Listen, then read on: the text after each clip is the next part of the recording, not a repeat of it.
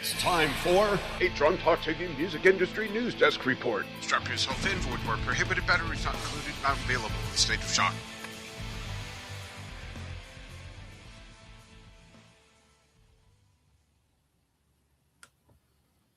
Hey everyone, welcome to another Drunk Talk TV News Desk Report, reporting to you live March 20th, 2026. We are your hosts, Shylee, Graf, and Steven Shinder. Shylee, how are you doing today? I'm doing well, Steven. This has been a really busy week for me, end of March, ramping up my senior year of college, but I'm really excited to be talking about the news that we've got on the table today. How are you, Steven? I'm doing pretty good too. Pretty busy, but good stuff.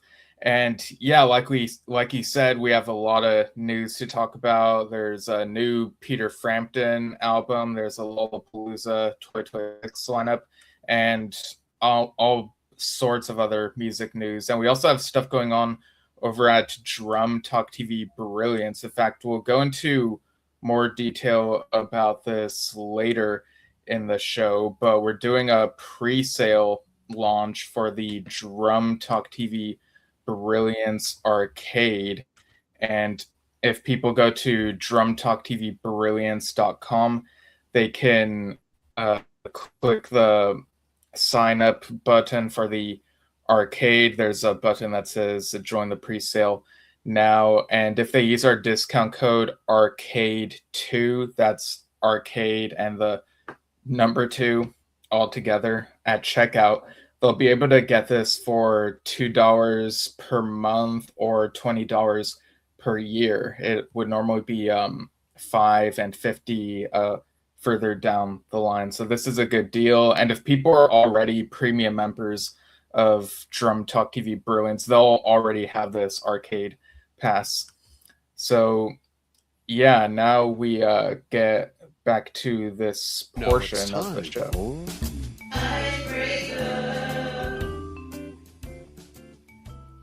All right, Steven, I have an icebreaker for you today.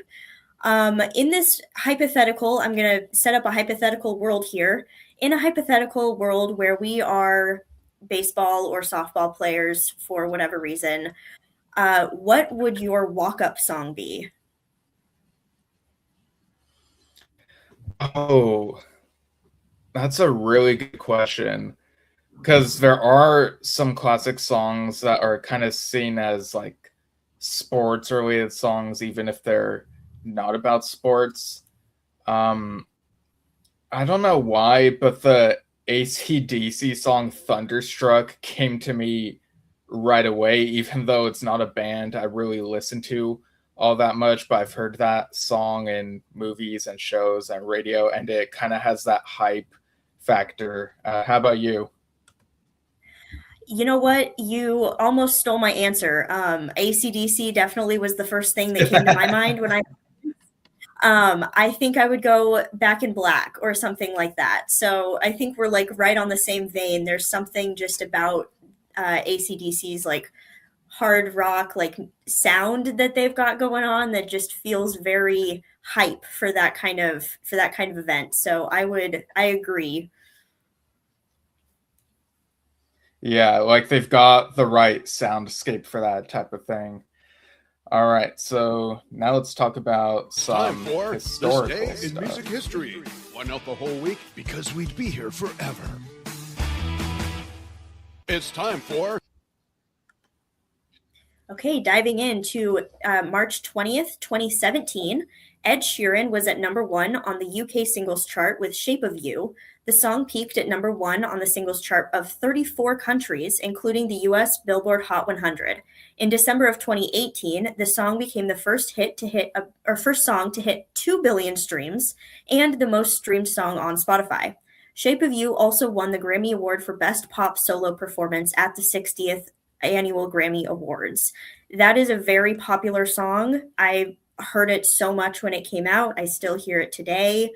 Fun fact, one of my favorite a cappella groups, Pentatonics, did a mashup of Shape of You and Despacito on their, I think, 2018 or 2019 album. I can't remember, but it's a really good song and like cover. And so even when I hear like Shape of You or even Despacito, I kind of blend them together now. Yeah, it does feel like one of those songs that would have some pretty interesting covers of it. In 1982, Joan Jett and the Blackhearts started a 7-week run at number 1 on the US singles chart with I Love Rock and Roll, a number 4 hit in the UK. The song had been a B-side by the British 70s band The Arrows. Jett had seen The Arrows perform the song on TV when she was on tour in the UK. That's a really cool feat there, number 1 for 7 weeks. Like, that's not something to just dismiss, that's an incredible feat. Yeah, absolutely. And that is such an iconic song. As soon as I read that, I can just hear it start playing in the back of my head. So definitely an iconic song there. Going back to 1980, 28-year-old Joseph Riviera held up the Asylum Records office in New York and demanded to see either Jackson Browne or the Eagles. Riviera wanted to talk to them to see if they would finance his trucking operation. He gave himself up when told that neither act was in town at the time. This is really a strange one to talk about, but sometimes people do things for unknown reasons out of fear and out of stress. And so he really just had it in his head that I want to see these acts. Didn't even really think to consider, hey, they might not even be in town, whatever, and was just like, oh, well, this was dumb. Here I am now. So that was that is an interesting little tidbit from there. Yeah, and in 1977, T-Rex played their last ever UK show when they appeared at the Locarno in Portsmouth, England. The final year of founder and lead singer Mark Bolan's life began with a lengthy tour with T-Rex across France and the United Kingdom, which ended in Portsmouth. This is an act I'm not that familiar with, but the name definitely does get me interested. Yeah, certainly. I'm not familiar either, but what a way to end your final year, even if you didn't know it at the time. Very fun to be on tour for as long as you can. In 1977 as well, Lou Reed was banned from appearing at the London Palladium in England because of his punk image. Reed, who was an early hero to the likes of the Sex Pistols and the Clash, was set to play a series of shows at the Palladium to promote his latest album, Rock and Roll Heart. Yeah, interesting. And in 1977, Janis Joplin started a 2-week run at number 1 on the US singles chart with her version of the Chris Christopherson and Fred Foster song, Me and Bobby McGee. Joplin, who was a lover and a friend of Christopherson's from the beginning of her career to her death, changed the pronouns and a few of the lyrics in her cover.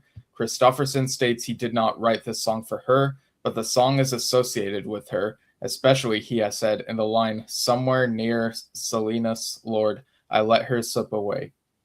Joplin died of a drug overdose the year before on the 4th of October, aged 27. That's, well, far too young to go, but also interesting hearing this talk about the context of the song and, is it about this person or is it not? So that's always interesting to think about, especially when certain songs aren't too specific in the lyrics.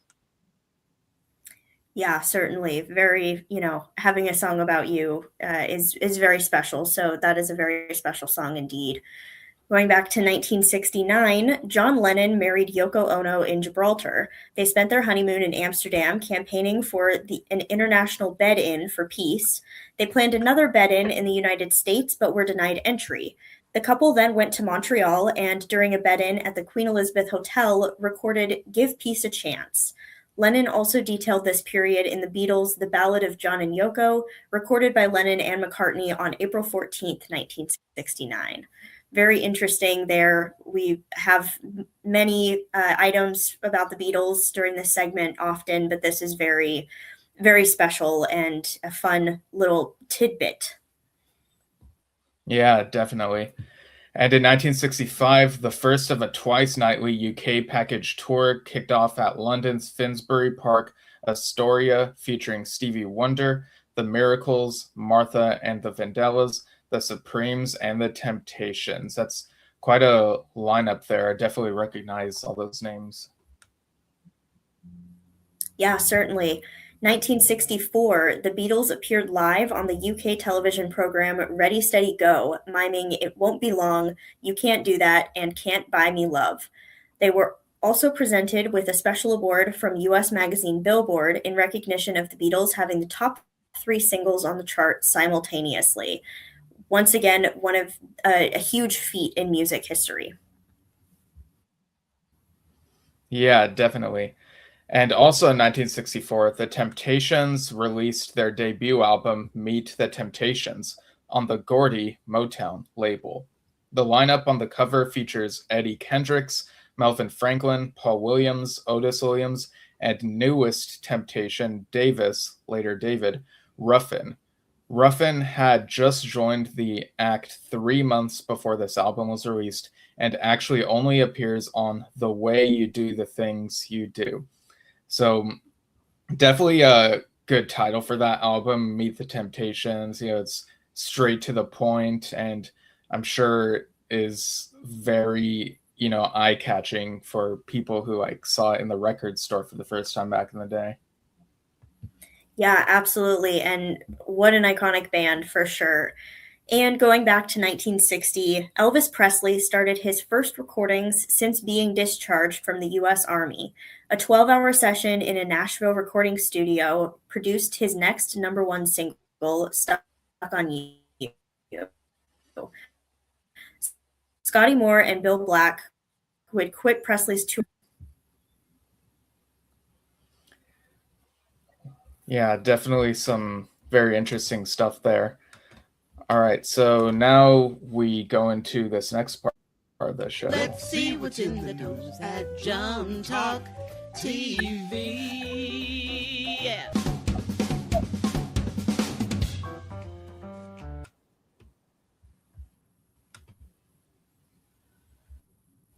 All right, so participate in our monthly drumming challenges. Send in your submissions to the Presence Tribute Drumming Challenge, celebrating 50 years of the iconic Led Zeppelin album, and also participate in the Destroyer Tribute Drumming Challenge, marking 50 years of the legendary Kiss album. Submissions for those will be accepted until March 31st at 11:59 p.m. Pacific over at drumtalktvbrilliance.com. So send in those videos for a chance to win some great prizes. Free members can submit up to 2 videos for each challenge, and premium members can send as many as they like. And you may also still submit to the Buddy Rich Tribute Drumming Challenge, which we extended to March 21st. So that ends tomorrow at 11:59 p.m. Pacific. Make sure to send stuff in. We want to make sure we have enough participants for each of these challenges in order to be able to make those winners announcements. But here are videos about each of them. I'll start with the Buddy Rich one first. Enter the Buddy Rich Tribute Drumming Challenge. Win up to $125 worth of prizes by playing along to official tracks featuring Buddy Rich on drums. Delve deep into his discography. Win a gift certificate to a favorite music store. First place gets to have a Drum Talk TV interview. All the info, rules, and judging criteria are on the site. Free members can submit up to 2 videos per challenge. Paid members can submit as many as they'd like. Go to drumtalktvbrilliance.com.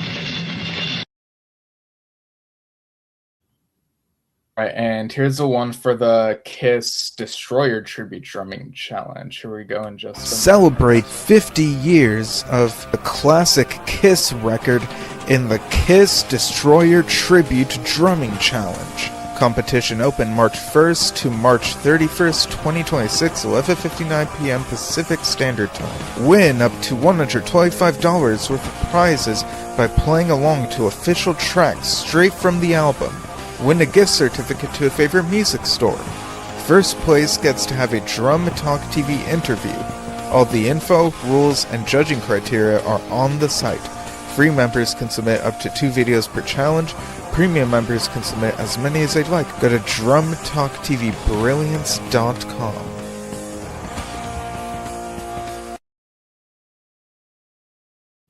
And here's the one for the Led Zeppelin Presence Tribute Drumming Challenge. Just give it a Shift moment. into Bonzo mode in the Led Zeppelin Presence Tribute Drumming Challenge.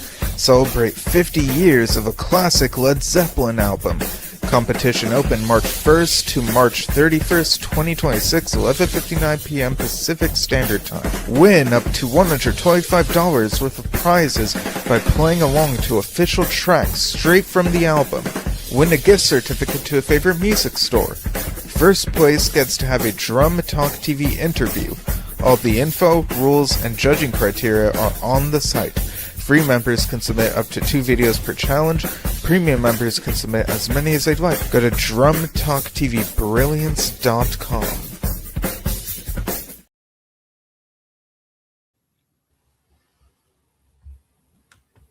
Yeah, so definitely get in on those challenges, folks. We also ended up canceling the March 17th music-themed game show since it didn't seem like the best option to have it on a holiday. So, we get it. Keep an eye out for as we market the next one on April 15th, with the theme being drummers new to the band. So think about the times when drummers joined certain bands and know those timelines, folks. RSVP on our event calendar at drumtalktvbrilliance.com and come join for a chance to win prizes. Prizes we've featured on past game shows have been from medleymerch.com, so check out their products. Here's a video of their concert journal.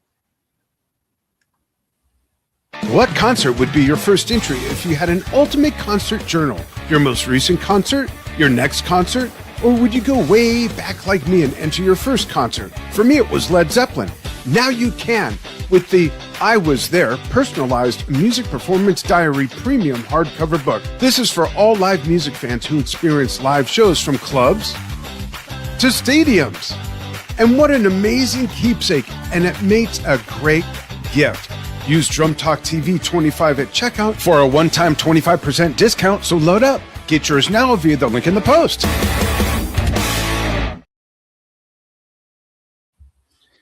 All right, so definitely check out all that stuff at medleymerch.com. And like we mentioned earlier in the show, we have the Drum Talk TV Brilliance arcade coming up, and we have a pre-sale going on.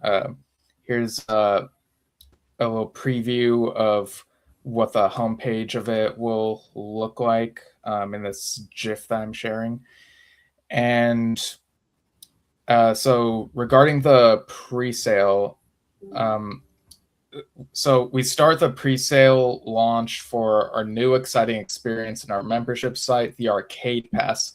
All premium members will get the Arcade Pass included in their membership. And if you don't want all the other awesome stuff that's in our membership site, such as the artist Q&As and no limits on how many videos you can submit to our challenges, but you're perhaps into doing online games and puzzles and things like that, you can get the Arcade Pass for only $2 a month or $20 for the entire year for a limited time only. Use our limited time code ARCADE2 at checkout over at drumtalktvbrilliance.com. So when you go to checkout, you just click the Arcade Pass monthly plan or the Arcade Pass yearly plan, apply that code, and it'll give you that discount.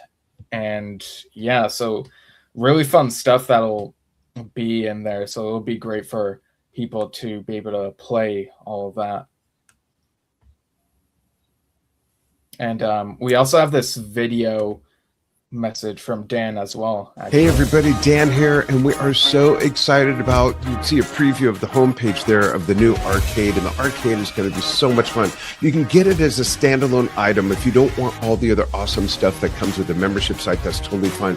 But if you love playing online games, puzzles, word searches, crosswords, anagrams, tile games, different things like that, that's what we're building right now. And we're running a special pre-sale arcade pass for only $2 a month. That's USD, by the way. $2 a month or $20 for a year, and you can also be part of the beta testing. If you don't want to be part of the beta testing, that's fine, but here's a way to get in early for a full year and watch it unfold and have some fun. Go ahead and smash that button and get your arcade pass now.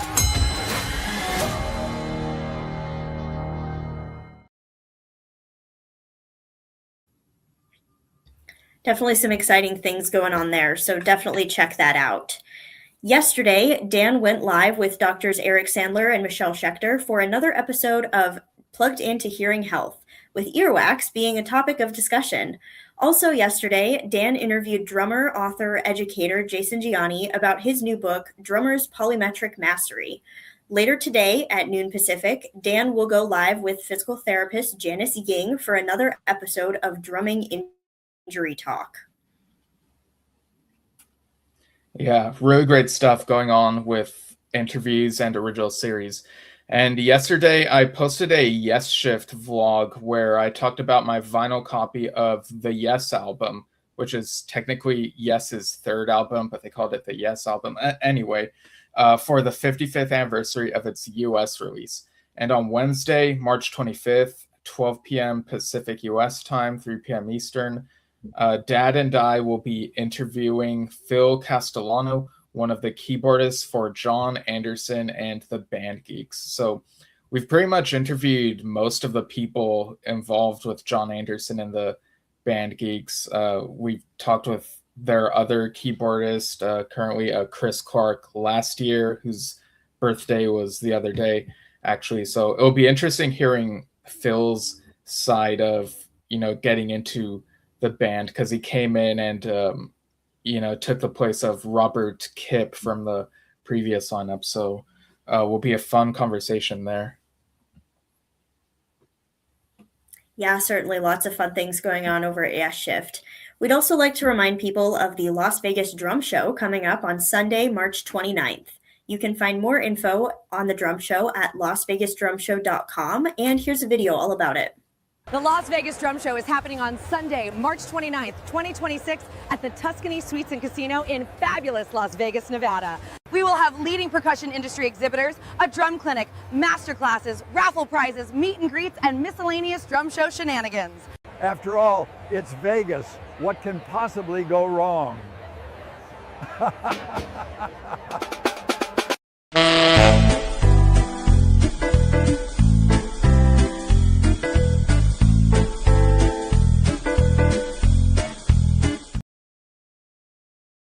All right, so check that out, mark it on your calendars, and keep an eye out for Drum Talk TV and the coverage over there.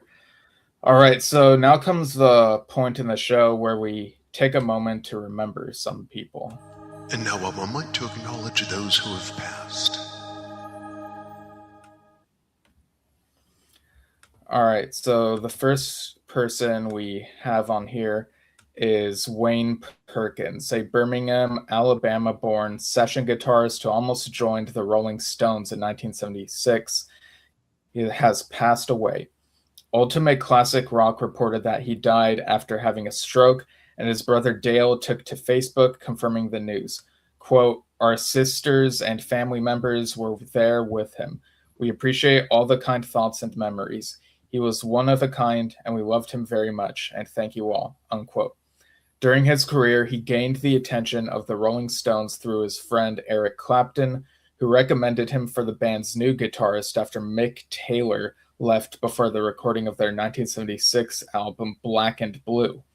Perkins was one of several guitarists featured on the album as the Rolling Stones searched for their next permanent member, playing Hand of Fate, Memory Motel, and Fool to Cry. He is also featured on Worried About You, which wasn't released until 1981 on the album Tattoo You. He was nearly chosen to join the band, but Keith Richards wrote in his 2010 memoir, Life, that, quote, it wasn't so much the playing when it came down to it.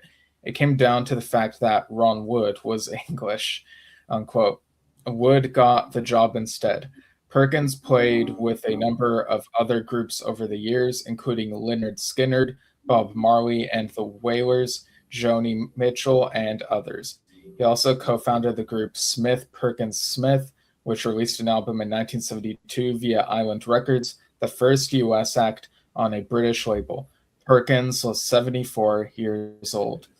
So definitely one of those what-if scenarios that kind of makes you think, but I do know that with some bands, especially, from what I've seen, like English bands, sometimes it comes down to, is everyone pretty much on the same page in terms of where they're from? And sometimes it just feels easier that way. It really does depend on the band, but over the years, things do kind of change with some bands. But yeah, I'll definitely be missed.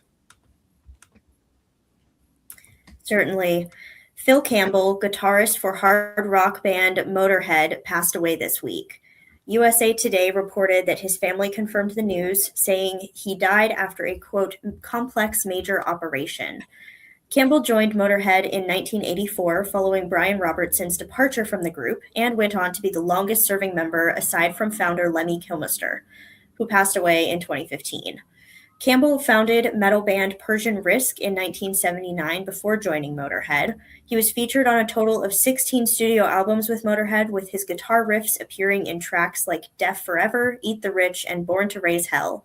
After Kilmister's death and the disbandment of Motorhead, Campbell went on to form Phil Campbell and the Bastard Sons with vocalist Neil Starr and his sons on guitar, bass, and drums. They recorded and toured for years. The official Motorhead Instagram page released a statement saying, quote, Phil was a wonderful guitarist, writer, performer, and musician who had Motorhead in his veins. He always led with his gift of guitar and carried a great sense of humor, but most of all, Phil led with his heart. You could not be around him without a chuckle or 20, because quite simply, Phil loved life and lived it with great joy, the band's account said. Much love and R.I.P. Phil. The world has just lost an enormous beam of light, and we are devastated. Campbell was 64 years old. He definitely was influential, and he will certainly be missed by many. Yeah, I mean, all that time in Motorhead, I mean, people have plenty of music they can listen to remember him, definitely. And next up, Bernie Lynch, frontman and co-founder of Australian pop group Eurogliders, passed away this week at the age of 72. Billboard reported that the Heaven Must Be There singer died after a battle with throat cancer. Vocalist Grace Knight, who was married to Lynch in the 1980s, shared on social media, quote, I don't know how many shows Eurogliders have done over the years. It must be thousands, and for every single one of them, I've had Bernie there, standing beside me. It's been such a wonderful, wonderful journey, and I'm so very proud and honored to have shared it with him, unquote. Lynch formed the band in 1980 in Perth, Australia, and had an international breakthrough with their single Heaven Must Be There in 1984, which reached number 2 on the ARIA chart. The band disbanded by the end of the 1980s, but reunited several times over the years, including in the mid-2000s for an album release and to perform on the Countdown Spectacular tour. Lynch was diagnosed with throat cancer in 2024 and underwent successful treatment, but unfortunately the illness had spread into his bones and organs. Knight went on to describe Lynch in her statement, saying, quote, Bernie was an incredibly kind and caring person and generous to a fault. He'd fuss about making sure the band were happy and had after-show cheese and biscuits and a refreshing beverage. He'd come to stay at my house and turn up with bags of food and take over the kitchen. He was funny and intelligent and engaging. If you weren't well, or life had thrown you a curveball, he'd be the first one on the phone to see how you were going, unquote. So definitely a kind person from the sounds of it. I mean, all of that really paints a vivid picture. You can really see all the history there. Yeah, certainly. Another figure that will certainly be missed by many. Jerry Leach, bassist for popular country rock band Not Leaving Sober, passed away this week after a tragic accident. Parade reported that the musician was found pinned under the rear tire on March 10th, and despite efforts from neighbors and authorities to free him, he was declared dead at the scene. Quote, "We are incredibly sad to announce that this past Tuesday we learned of the passing of our good friend, brother, and bass player, Jerry Leach. This devastating news comes as a shock to all of us. Jerry was far more than a bass player to us. He became a brother who we got to know very closely." The band shared in their statement. On reality is, after a tragedy like this, the next few months are going to be extremely tough for all of us, the band and the collective that has grown around us, those who have always come out to support us, and people who have just joined the family, unquote. The statement continued. But we realize that we owe it to Jerry to keep going. Jerry was very clear that he was just wanted to see the band succeed, and for us, the only way to honor him is to keep that promise. The group has opened for acts like Morgan Wallen, Jason Aldean, and Florida Georgia Line, and were scheduled to play at Abbey on April 4th. It is unclear whether they will continue with the show as scheduled. Leach was just 32 years old. This is definitely a very sad occurrence, definitely tragic accident, and not much is known about what exactly happened, how he became pinned, but very sad indeed. And the band seems to be mourning and wanting to continue on, but no one is going to be upset, I don't think, that they take some time for themselves to kind of regroup and determine what's next. Right. Yeah, because it's definitely a lot to take in. I mean, that's an understatement, me just saying that. But yeah, and he was 32. That's just way too young there. So yeah, I'll definitely be missed. And I see in the comments, Mary Rosalie Stevenson is tuning in from Liverpool. Yeah, thanks for tuning in, Mary. Always appreciate anyone commenting and whatnot. All right, so now we get on to the next segment. Now let's see what's been going on this week in the music industry. Okay, Lorde, the singer-songwriter from New Zealand, is officially part of the YouTube Billion Views Club. Billboard reported that the music video for her popular debut single Royals, released in 2013, has racked up 1 billion views on the streaming platform. Upon the song's release, it spent 9 weeks topping the Billboard Hot 100, making Lorde the then youngest chart topper since 1987 at just 16 years old. Her debut album, Pure Heroine, hit number 3 on the Billboard 200 and featured 3 other Hot 100 tracks, including Team at number 6, Tennis Court at number 71, and Glory and Gore at number 68. Her 3 subsequent albums have also reached the top 5 on the Billboard 200 chart. This is a song that is very well recognized by a lot of people in my generation, especially.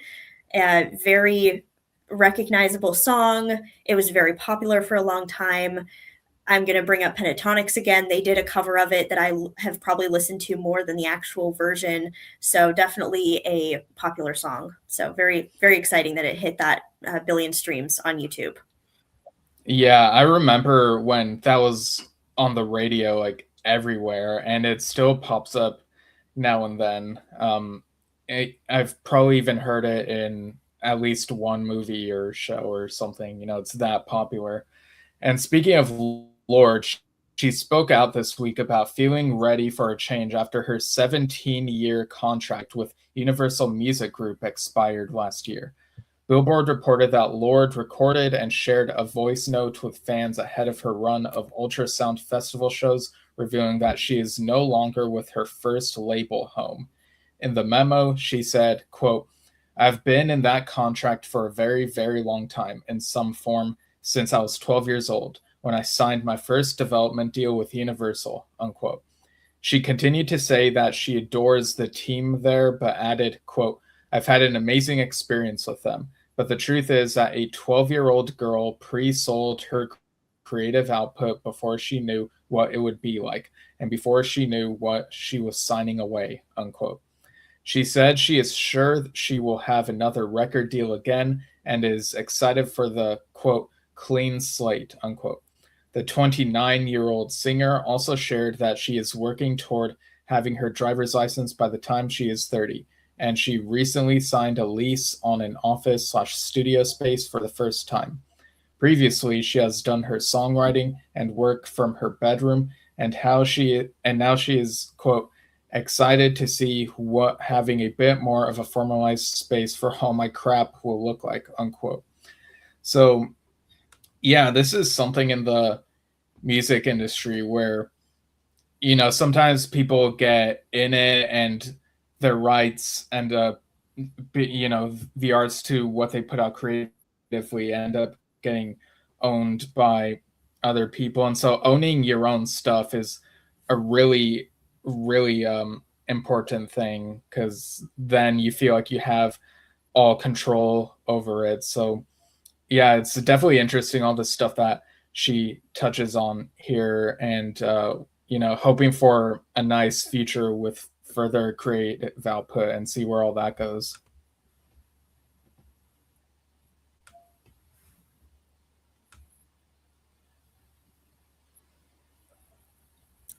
Yes, certainly. Very exciting news for her. Niall Horan has been in the news a few times in recent weeks, and this time he is announcing a new album. Billboard reported that the former One Direction member announced on Wednesday that his highly anticipated fourth studio album is set for release on June 5th. Titled Dinner Party, the album will feature 12 tracks, and while no features are listed, it is unknown if some collaborations could be announced in the future. On February 24th, the singer posted on X that, quote, album is done, along with 2 instrumental snippets, presumably from 2 tracks on the album.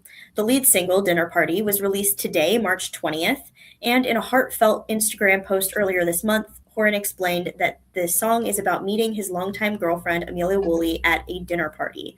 So it sounds like a very sweet album is going to be ours in June, and we'll definitely, keep an eye out for any tour announcements or anything like that to let you know when that comes out. Yeah, for sure. Teenage Cancer Trust is bringing a new photography exhibition to Royal Albert Hall in London alongside their annual run of live shows. Billboard reported that the goal of this new exhibition, which will run March 18th through April 19th, is to highlight the shared community between fans and artists. The collection will feature 21 limited edition silkscreen prints, which are designed to separate tones within black and white photography and create added depth and texture. Proceeds from the exhibition concert series will help fund work to support young people with cancer. Musicians involved include The Cure, Fontaines DC, the 1975, Youngblood, Wolf Alice, Bring Me the Horizon, Geese, Wonder Horse, Nia Archives, Loyal Carner, and Sex Pistols and Frank Carter. Mickey England, Teenage Cancer Trust's head of music merchandise, said, quote, good energy is that feeling when a gig locks in and the crowd becomes part of the show. Each image has been captured by incredible photographers who really get live music and reinterpreted by experts, Duck X editions into beautiful silk screen prints, unquote. The 2026 Teenage Cancer Trust concert series at Royal Albert Hall is scheduled for March 23rd to 29th. This year's lineup includes Elbow, Mogwai, Manic Street Preachers, My Bloody Valentine, Garbage, and Wolf Alice. So yeah, just next week, and try to catch it if you can. Yeah, certainly. Such a great cause that they're doing over there. The Lollapalooza lineup is finally announced, and this year there's some biggest names in pop music. Billboard reported that stars like Charlie XCX, Jenny, Lorde, Tate McRae, Olivia Dean, Smashing Pumpkins, and the XX are listed on the top of the lineup. Other major artists include Somber, The Neighborhood, Major Lazer, The Chainsmokers, Suki Waterhouse, Finn Wolford, and many, many more. The festival takes place in Chicago's Grant Park on July 30th through August 2nd. This year will also be the first year featuring premium hospitality experiences, which will include Northside Suites, Suites at Perry's, and the Speakeasy Lounge, offering private lounges, curated dining options, and VIP amenities. Definitely sounds like such a fun time. It's very interesting to see the different experiences now that they're having the premium hospitality stuff now this year. That's new, very exciting. They've been doing this festival forever, so it seems that they're just looking to grow and expand. So definitely some big artists, and definitely, if you have the ability to go to Chicago and see Lollapalooza, that'll be very fun for you. Yeah, really great stuff there. And Peter Frampton fans are about to come alive again with this next item. Billboard reported that the icon announced this week that he will be dropping his first album of original music in 16 years. The LP, titled Carry the Light, will arrive on May 15th and features a number of collaborators, including Sheryl Crow, Her, Tom Morello, Graham Nash, and Bill Evans.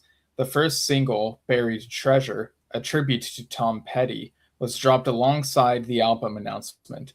In a post on Instagram, the rocker wrote, quote, "This record is a very special one for me. I got to write and produce it with my son Julian, as well as work with some wonderful friends along the way," unquote. His last album, Thank You, Mr. Churchill, dropped in 2010 and appeared on the Billboard 200, on which the guitarist has scored 14 entries total. His 1976 live album, Frampton Comes Alive, spent 10 weeks at number 1 on the chart. So, yeah, sometimes artists, even long-running ones, kind of go through a long gap without a new full album. So this is pretty exciting that he has a new one coming out, and so that'll definitely be another one to keep an eye out for. Yes, certainly. Very exciting and big news there. Death Cab for Cutie announced a new album this week and dropped a new single alongside the announcement. Billboard reported that bandmates Ben Gibbard, Nicholas Harmer, Jason McGeer, Dave Depper, and Zach Ray revealed that I Built You a Tower, their first LP since 2022, will arrive June 5th via Anti Records. The lead single, Riptides, explores, quote, the challenge of dealing with personal struggles as the world around us experiences tragedy and loss on unfathomable scale, unquote, Gibbard said in a statement. Quote, there's this need to find a place in ourselves to put loss and grief, Gibbard said of the LP in a statement. A place that can hold it so we can move on with our lives. But there are these moments where the trauma breaks out of that shell we created for it, unquote. After the release of this new album, the band will embark on a tour that will span North America and Europe and will feature support from Jay Som, Japanese Breakfast, Nation of Language, and La La La La. Sounds very interesting. Right. I don't really listen to Death Cab for Cutie, but it sounds like a very important album for all those members. Yeah. And country music star Randall King has put his tour on hold and won't be playing live shows anytime soon. Parade reported that the singer took to social media this week to announce his decision to step back, writing, quote, "It's easy to get lost in this world. Sometimes you have no idea how deep into it you are until you step back and look," unquote. In his statement, he also said, quote, "I'm actively seeking professional help and focusing on my faith, my health/mental health, and my family," unquote. His post also listed his upcoming tour dates, denoting which ones just postponed and which ones were canceled entirely. Shows in El Paso, Texas, Tucson, Arizona, Anaheim, San Luis Obispo, and Sacramento, California have been postponed, though no dates have been confirmed yet. 2 upcoming shows in Texas and 1 in Arizona have been canceled completely.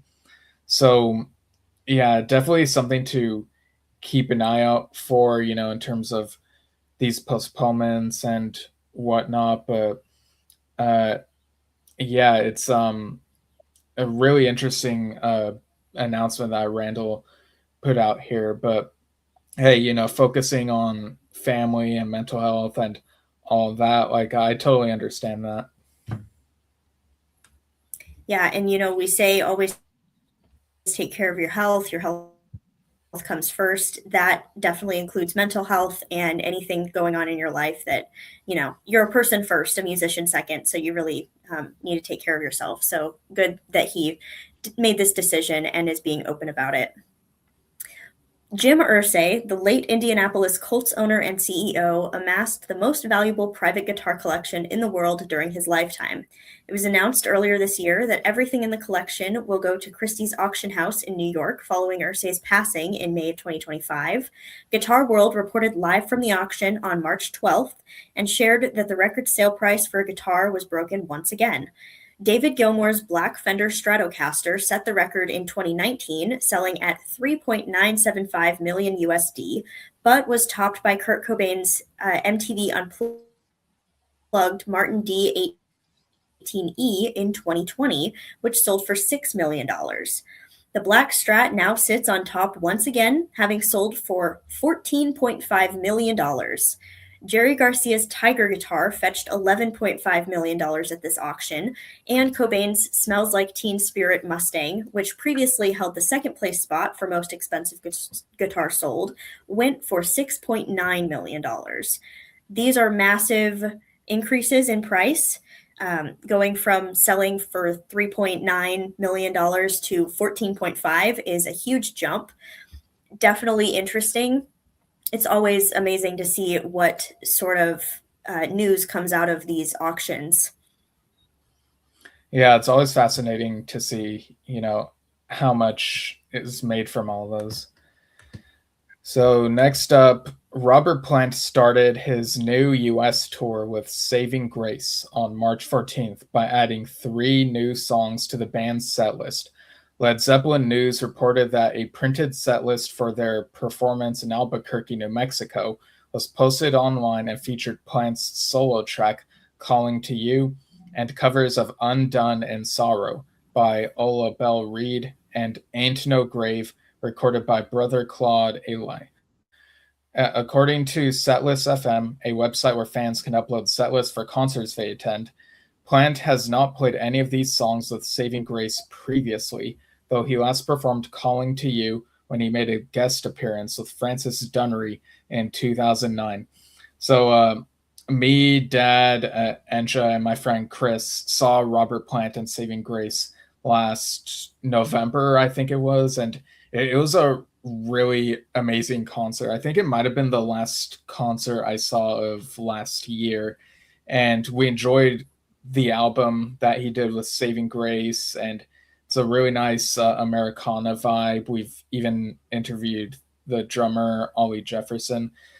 So yeah, really cool to see some setlist changes. I'm always saying that artists, even if they're long-running ones, should always keep surprises in the set lists, and I feel like that's what he's doing here, not just relying on what everyone already knows.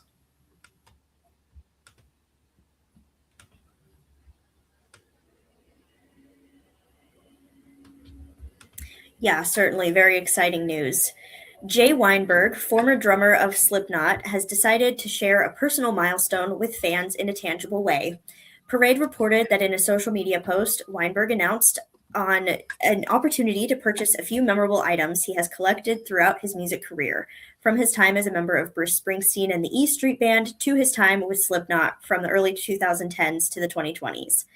In his announcement, Weinberg wrote, quote, "Soon I'll be opening my official Reverb shop," adding, "I will be selling a ton of gear and memorabilia from my career so far. I'll be including Bruce Springsteen and the E Street Band, Slipknot, Suicidal Tendencies, Against Me, and more. These include custom SJC drum kits, which were used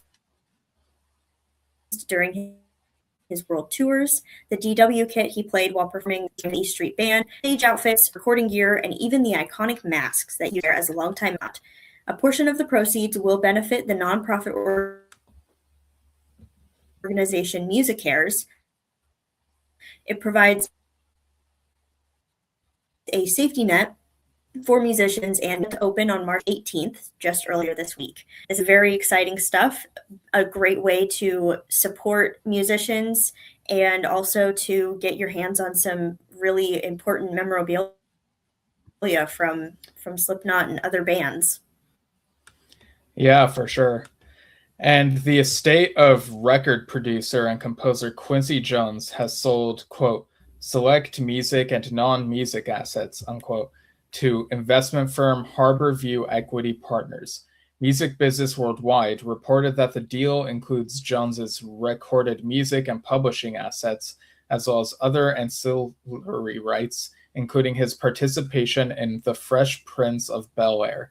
The company said in a statement, quote, through conversations with Quincy Jones's children, the parties aligned around shared authorities of legacy preservation, education, and protection, ensuring his music and likeness are thoughtfully stewarded, safeguarded from unauthorized or exploitative uses, such as AI, and responsibly extended so future generations can fully understand and appreciate his global impact on music and culture, unquote. During his career, Jones produced 3 of Michael Jackson's most successful albums, Off the Wall, Thriller, and Bad, as well as the charity single We Are the World. He won 28 Grammy Awards across his more than 6 decades-long career. It was named by Time magazine as one of the 6 most influential jazz artists of the 20th century. He passed away in 2024 at the age of 91. So it's good to see that his legacy is being preserved and that they're trying to be careful with how any of the stuff he's involved with and, his likeness and stuff, how any of that is used, because, you want to make sure that you preserve the integrity of one's legacy. And he has such a huge one with all of these successes. Yeah, certainly. Very, very refreshing and exciting to see these sorts of efforts from his family and estate. All right, this next item comes directly from Pat Mastelotto's Facebook account. Member Marcus Reuter crafted a statement this week to share that much of the group's gear and personal items were stolen from their suitcases while in possession by the airline as they traveled to Chile. He wrote in part, quote, the loss is significant. While I still have my primary instrument, we lost essential equipment, most notably including 2 of our quad cortex units and Pat's sample pad. More devastatingly, 3 of my hard drives were taken containing dozens of music projects, archival data, and over 300 unreleased concert recordings from the last decade. On a personal level, these drives also held the only complete archive of photos and videos of my daughter from since she was born, unquote. While the band is not asking for direct donations, they do ask fans that if they want to help, they can purchase digital downloads via Bandcamp. They also asked their Chilean fans to keep an eye and ear out for any sign of their belongings, suggesting a willingness to offer a reward for the recovery of the items. This is definitely a devastating loss for them and very frustrating to deal with. You trust an airline with all of your luggage, and then things go missing, and for musicians especially, that is just devastating. Yeah, and this is regarding the band Stickmen, who I actually got to see around here at the Baked Potato last summer. They're a great band, very jazzy, and yeah, it really hurts to hear this news of all the stuff that didn't say that. Lost. Yeah. And so if anyone is able to help them out in any way, like if anyone in Chile catches a whiff of, they might hear something that could lead them to gain their belongings back, definitely help any way you can. And their Bandcamps, I actually pulled them up here. One of them is stickmen.bandcamp.com. And the other one is stickmen-bootlegs.bandcamp.com. That one has a bunch of soundboard and audience recordings, which they've put out for people to hear. And the other one has their studio recordings and such. So, Yeah, our hearts go out to Stickman for sure. Yes, definitely. Any way you can help is important. Before we wrap up our show today, I wanted to put out a public service announcement of sorts. Each week, I scour a variety of music news sources with the support of my colleagues to bring you the most interesting news updates from the week and the most accurate information. With the rise of AI, the spread of misinformation and false claims has worsened in recent months and years. Just this week, we stumbled upon a Facebook post claiming that Carlos Santana was in poor health, but after fact checking, we found this to be false. So here are a few things to consider when scrolling on social media and coming across headlines. First, check the account. Oftentimes, the most reputable ones will be verified with a blue check mark, or they'll come from a magazine or newspaper that you recognize. Second, if the post is vague, offering few actual details and simply just descriptors and general statements, it usually looks a little sketchy. There likely isn't much weight to the claim. Additionally, if the author pins a separate link in the comments, don't click on it is generally recommended. They sometimes have malware in them or are just sketchy in general. So be very wary of clicking on links, especially in Facebook comments. Finally, if a photo or video looks a little too perfect and pristine, consider that it may be AI generated. When in doubt, a quick Google search can clear the air on a lot of claims. So if a reputable news source says nothing about it, chances are that it's not true. So just, be aware while you're using social media. It's getting harder and harder every day to spot these things and to know what's real and what's not. Hopefully some of these tips and tricks that I've learned are helpful to you. So just, be safe out there, folks. Yeah, definitely. Because, it's very easy for misinformation to be spread these days. So anytime I see something that makes me raise an eyebrow, I always do a quick search before even sharing or engaging with anything. So there you go. Always be safe, folks. Here's a reminder of what's coming up soon on Drum Talk TV. All right. So as a reminder, like we mentioned earlier in the show, we have the pre-sale launch for our Drum Talk TV Brilliance Arcade. You can use our limited time pre-sale code ARCADE2 at checkout for the arcade monthly or yearly pass. Get it for $2 per month or $50 per year. And if you're already a premium member, this will already come in it, and it'll also come with the premium membership if you become a new premium member. So either option, go ahead and try whatever works for you. And also, don't forget to submit your videos for our drumming challenges this month. Play along to Buddy Rich tracks and upload your videos to drumtalktvbrilliance.com by 11:59 p.m. Pacific tomorrow night, March 21st, and participate in the Presence and Destroyer drumming challenges, celebrating the iconic Led Zeppelin and Kiss albums by uploading your videos by March 31st at 11:59 Pacific. Yes, and remember to RSVP to our next music-themed game show on April 15th at 6 p.m. Pacific, 9 p.m. Eastern. The theme is Drummers New to Bands, so think about those membership timelines ahead of participating. Go to drumtalktvbrilliance.com and head to our events page to RSVP for the event. We'll see you there. Thank you, folks, for joining us for this weekly news desk, and thank you, Stephen, for all of your help and support with this, and we will see you next week.